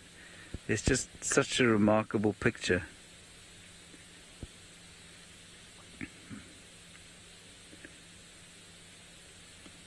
You can see how cold the landscape around this waterbuck is. Now, our drone picture does not have anything like the resolution of this one. I'm correct in saying that, aren't I, David? Which means that we should probably gaffer tape this camera to the drone and see if we could make that work. I mean, that's just amazing. But can you see how much hotter? Well, it looks to me, I might be wrong here, but it looks hotter to me than those birds did. Alrighty, I think we're going to turn around now and we're going to head back towards Tingana. We don't have a huge amount of time left in the drive, so let's head back towards Tingana now. We are perched on a little mound. There we go. We're unperched. That waterbuck was looking this way, but it wasn't alarm calling, so I don't think that Guch Harbour was around here. All right, I think Sydney was on his way to try and find Tundi at one stage. I'm not sure if he's still doing that. The steenbok. Yeah, you can see that it's a very beautiful antelope. That is one of the smallest antelope in the reserve. The steenbok. So the male steenbok, they've got some horns, and females, they don't have. So when the steenbok is looking at this side, you see right inside the ears, it's like a leaf. Oh, just that he doesn't want to turn the ears to this side. Quite a very beautiful animal. What I like about the steenboks is that these animals are monogamous, meaning that they are partners for life. If one of them dies, the other one is not going to look for a new mate anymore. So that helps them, because when they've got babies, both parents can look after their little ones. So the steenbok, they also get predated by a lot of animals, including some of the birds. The birds, big birds such as the martial eagles, can take down a steenbok, especially when the steenboks are still much very young. So I'm just not too sure if the female is around here, because every time mostly you'll see them walking together as a pair. So they are one of those pair-bonded animals.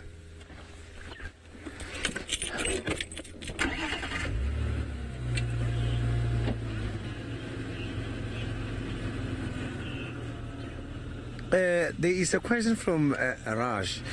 The duikers are a little bit much way bigger than the steenbok. So the steenbok is quite a very small antelope.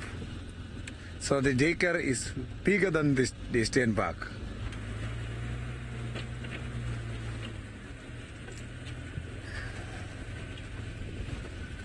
So now I'm still looking for a Tundi in the area. There has been a sighting earlier on on Tandy, and she just went up all the way to Juma. So we are trying to see if we can reallocate Tandy. Maybe I will be lucky here in the next 30 minutes and see Tandy in this area. So you can see I've got something interesting again. Stationary feeding. Beautiful hairs. Look at that round ring at the back. So that round ring, people, they always ask themselves, why are they rounded at the back? These animals are those animals that has got a poor eyesight. So when having a round ring like that, it helps them. When they're running away from danger and when they're feeding, they can easily spot each other from a distance. That is quite a very beautiful ring, eh? So the waterbucks, they prefer to spend much of their times very close to the dams and close to the rivers. Where water is available, you will see them. So the males, they've got very beautiful horns, and their horns, the tip of their horns are facing forward a little bit. So they can be very dangerous when charging something if the horns are facing forward. Eh? Yeah, they're concentrating a lot. They're not just feeding.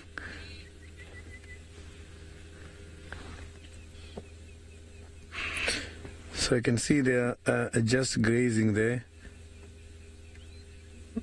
Oh, the one on the left is trying to check what's happening. Eh? You can see, but she's feeding.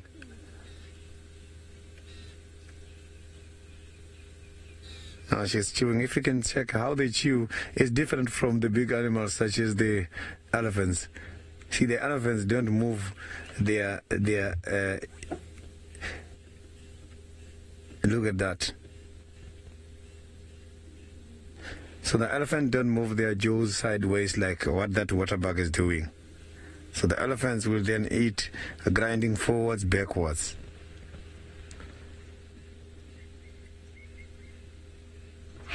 Yeah, let me just pull much closer a little bit.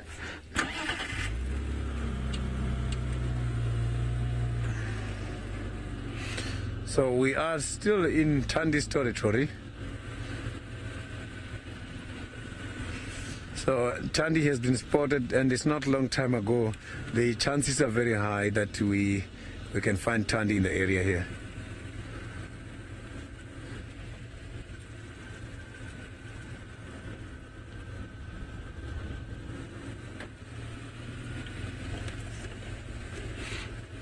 Yeah, there are no tracks yet for Tandy, but yeah, we can go to James. He's looking for Tingana on the other side.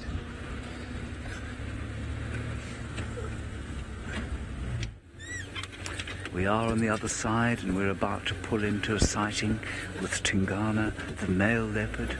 Oh, I see his spots. I see him. Oh, and his shape, his wonky little face. I'm going to stop here. Is that right, Doc? Can you get up there? Poor little fellow. Hello, boy. I was just saying to Dave, although he does seem to be walking with relative ease once he's up, that would indicate to me, now as I say, I have qualified this entirely by saying to you that all guides think that they are veterinary experts, and I am one of those, of course. I think it's probably his shoulder that's giving him trouble, because once he's up, once he's hauled himself up onto his 4 feet, he seems to be walking all right. He walked a long way this morning, you know, from when we first found him in the drone to now. There's a good distance.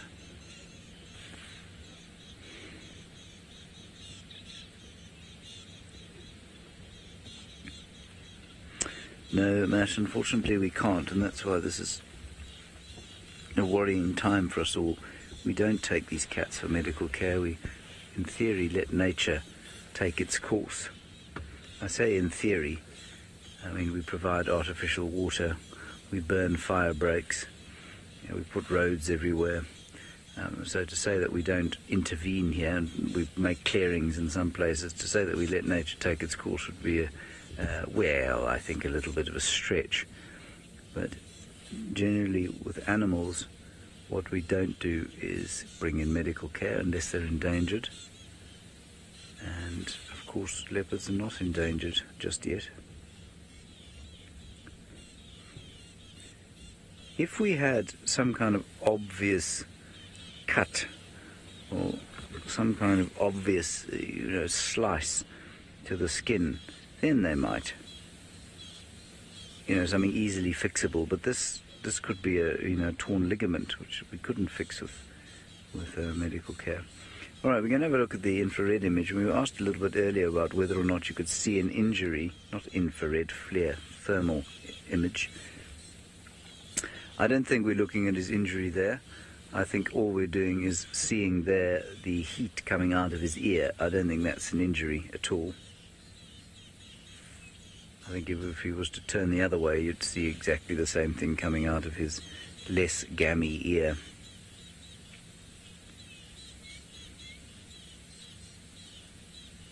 I found myself feeling deeply irritated by this because he was doing so well. But then, of course, one must try and detach oneself and pretend that one is just an observer and not a participant in the lives of these animals. But I'm afraid only the hardest psychopath would be able to not sort of feel some kind of emotional attachment to our very favourite cat characters.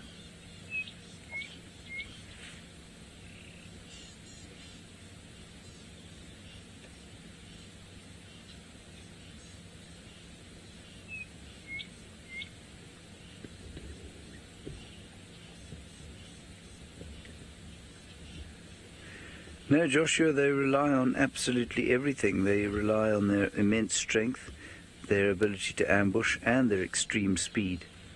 Without all three, they wouldn't be able to catch sufficient prey, so they are very fast as they explode from ambush, and then they must be very strong to subdue their prey. A male leopard like this is one of the only animals that will take an adult warthog. In fact, a male leopard like this would think twice about taking on an adult male warthog, but a female he might.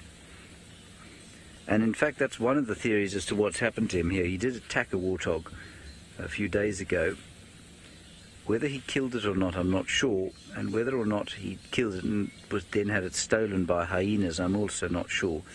But the injury that he has here could be from a warthog as opposed to from a hyena. And, what gives credence to that theory is the fact that there's no obvious puncture wound that I can see. There's no obvious blood biting, torn skin. There's a little bit of moisture above the right shoulder. In fact, there's blood there too. That's not to say a warthog couldn't have tusked him there. You see that, Darth? Yeah, just there, just on his neck there where the fur is matted. There's just a slight red discoloration when I look through my binoculars.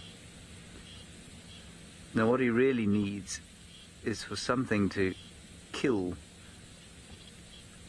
around here. Even if it was Kuchava, then he needs to move in there and steal that kill and sit with it for a while, be totally selfish about it for a little while, so that he can recover. What he doesn't want is to lose strength now.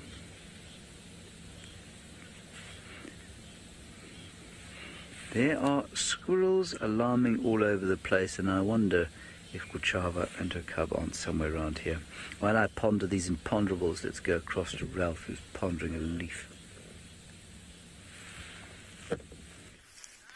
Well, everyone, we're just walking down a little bit in the Mlolwati, and I was quite intrigued by this little plant as we came across it, because initially I thought it's got very big wavy leaves, and I thought it's a jackalberry. But then when I looked closer, the fruits, that are on these are way too small to be that of a jackalberry. Jackalberry are probably about that size, also green, and can be fruiting around this time. There was some jackalberries that were fruiting just recently, but this is from a guarri. And it's a magic guarri at that. And these little fruits are very high, very, very high in tannins. Now, I just want to see if I can squash them open. They seem a little bit dry. Normally, you do get quite a lot of...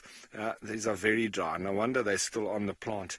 They haven't been eaten, but they've all dried out. Normally, you can get quite a lot of very purple liquid coming out, and then does show the actual tannins that I'm talking about, and it can actually be used as a dye, and can be used for coloring of different materials, also for polishing of boots, etc. And yeah, I know that they can also get an oil out of these seeds that you can use. It's quite good for even for any weapons or guns and so on. So quite a good oil that you could also extract from the seeds, that you could possibly use to treat some wood as well, if you had to make some furniture, etc. And this was also the branch that I was talking about, that well, the guarri, they always talk about it being a nice toothbrush bush, just because of the wood that makes a rather sort of... I'm just going to squash it a little bit, because it does work quite nicely. And if you squash it, it does.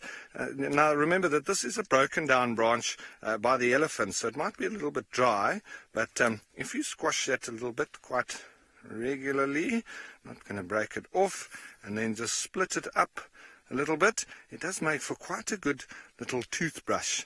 And so that, used in conjunction with some of the leadwood ash, can be a very good substitute for a toothbrush, and a lot of the locals will make use of it, actually. And so you can see how it's starting to pan out a little bit, but it would need a little bit more work to make it nice and soft, and then that is used literally like that as a brush once it's been squashed a little bit and made nice and soft.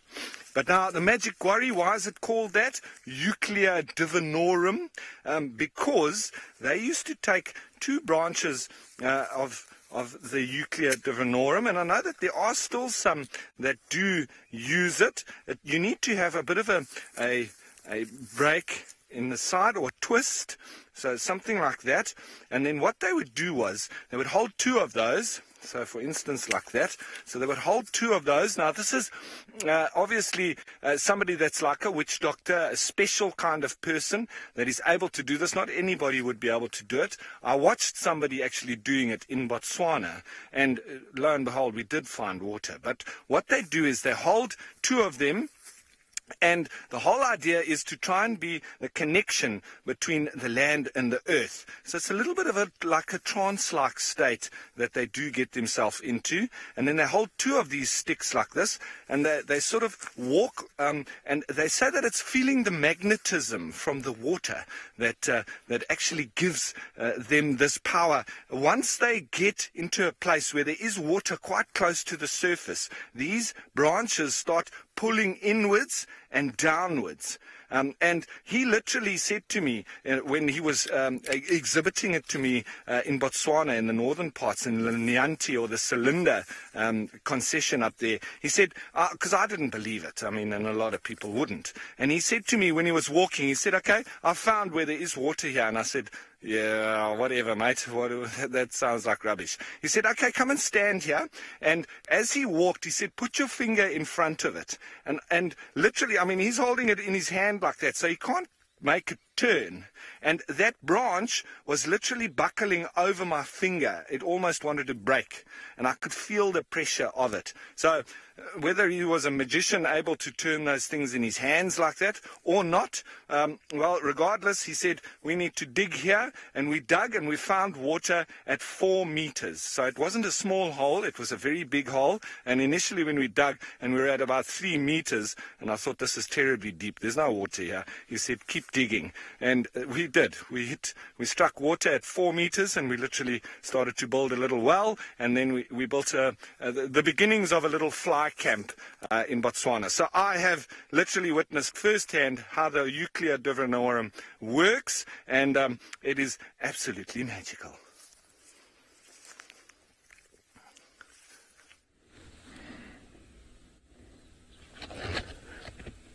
One of the reasons why birds are not very comfortable with the southern hemisphere during the dry season is the lack of the availability of shelter. If you can check, let me try to hide. You can see how difficult it is to hide during the winter season because the trees don't have leaves. So these birds, they know very well that when the trees don't have a lot of leaves, predation becomes too high because they cannot hide. Yes, some of the factors includes the availability of food, whereby if you can check the birds that eat insects. No insects. During the winter season, we have got quite a little bit of insects available. It's unlike during the summer season. And some of these birds, they eat snakes. Now, where are the snakes during the dry season? Snakes, they hibernate. And the piscivores. The piscivores are those birds that eat fish. Also fish during the winter season, they hide.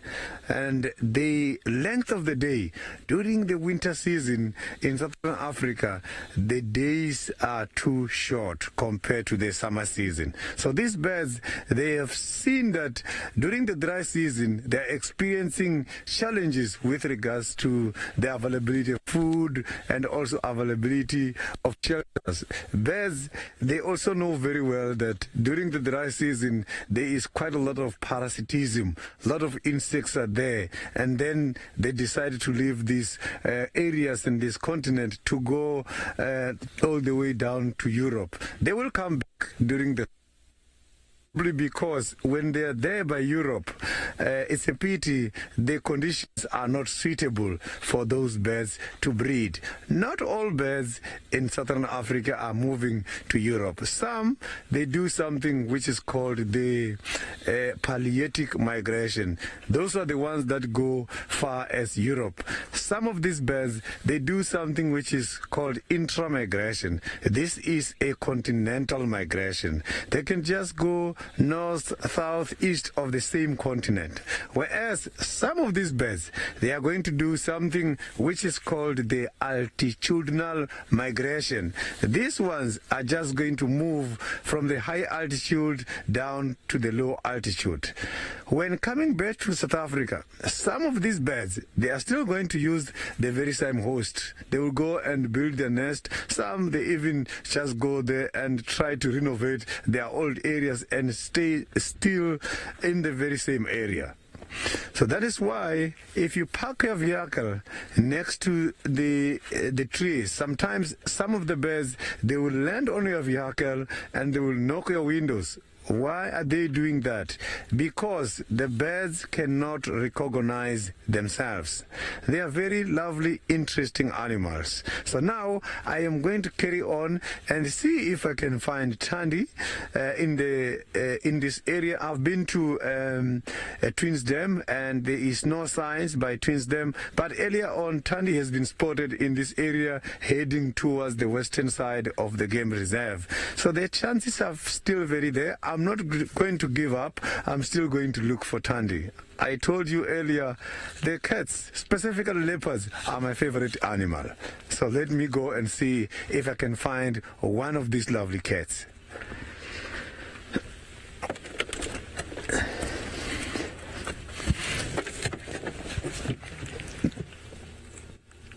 Yeah, the sun is getting warm a little bit. At least it's getting better now. It's completely different from this morning. So now we are still looking for Thandi. We are now going to James. James has got Tingana on his side. Yes, we are still here with Tingano. He has not moved. We have moved slightly forward to make space for someone else. And his ear is still floppy, as you can see there, unfortunately. It's going to be a little trying for all of us who enjoy him so much over the next few days, weeks. Hoping that he recovers fully, hoping that he manages to scavenge something to eat rather than exacerbating his injury by having to hunt for himself. Well, with Kuchava and Tandi hanging around the same area, chances are he will be able to do that. Ronnie will inevitably be slightly weaker, I guess, because of his age. I'm not sure if that would make a difference to his recovery rate. Most of these animals out here, as I've said before, they don't die of old age. They either get smacked by something, and if they do manage to get to the stage where they decline into old age, it's so rapid because they don't have an extended period after which when they're no longer sort of viable breeding males, when they will survive into a dotage. There are very few species that do that. We as human beings are one of them. An old man will be getting older, and yes, he will take longer to recover from certain things than a younger man will, and chances are he'll get sicker. But the necessity of having adults beyond breeding age is unique almost to human beings. There are a couple of whale species that have it, but otherwise it's unique to human beings. And so what I'm saying by all of that is that while he probably would heal slower than a much younger leopard, I don't think it would be as big a difference as, say, an 80-year-old human being would from a 25-year-old human being.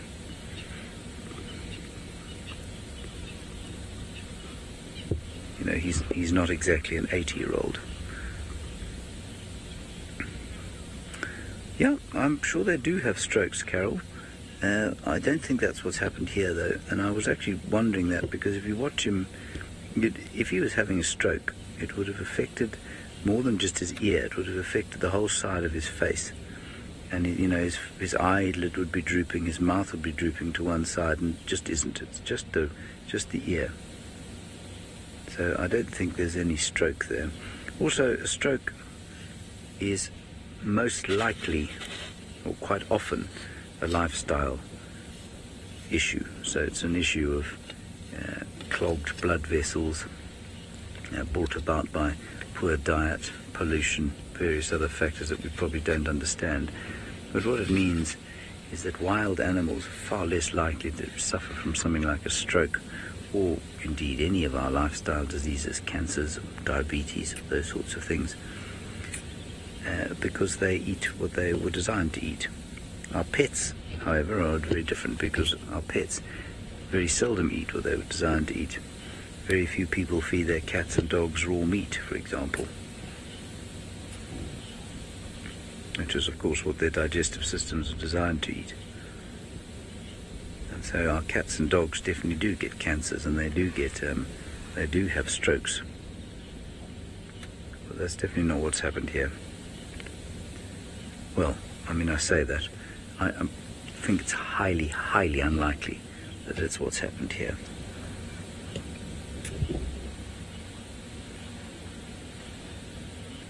He's just loving the warmth of the sun now.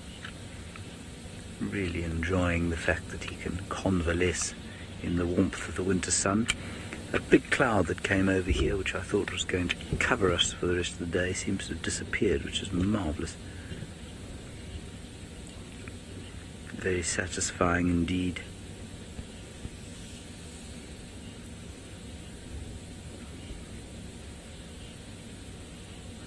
Beautiful day. I've no doubt this cold front that is being reported will arrive at some stage, but for now we will glory in the winter sun.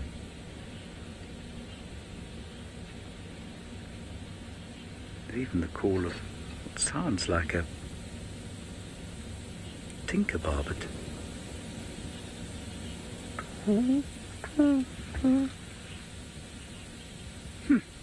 Also, squirrels shouting all over the place, and squirrels have very good eyesight, of course. They can see a long way, but they also lie, and I wonder if the squirrel that's shouting off to the southwest of where we are now is shouting at him, or if it is perhaps looking at Kuchava and Tingana's son.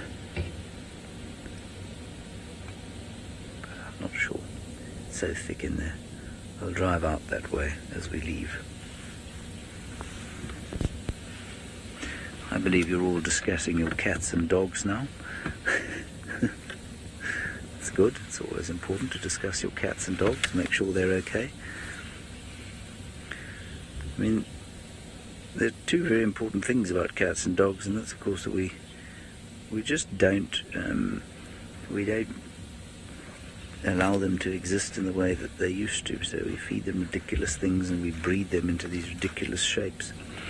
Shamsun, yes, absolutely, an animal can experience internal bleeding. There's no reason it shouldn't. If he'd been hit hard enough by that warthog, he would be experiencing internal bleeding. You know, if they hit him hard enough in the right place. I don't think he's experiencing internal bleeding. It looks like a muscular injury to me. I'm guessing on the right shoulder. I don't think that the limp is connected to the drooping ear. Might be, but I don't think it is. This is just a huge muscle spasm all the way up. That's kind of up his neck. That's possible, but I don't think that's the case. I may be wrong. David's just saying that he thinks it's highly unlikely I'm wrong, aren't you, David? You don't think I'm wrong. You do think I'm wrong. He does think I'm wrong. All right, you're going to have a last 30 seconds looking at this marvellous male leopard. While I remind you, of course, to please join us again at 3 p.m, 1500 hours Central African time for the next edition of Safari Live. Hopefully we'll have some more entertaining creatures for you. Regardless, your questions and your comments will be hugely appreciated, as they were this morning. And we look forward to taking you on the next African journey. Until then, bye-bye.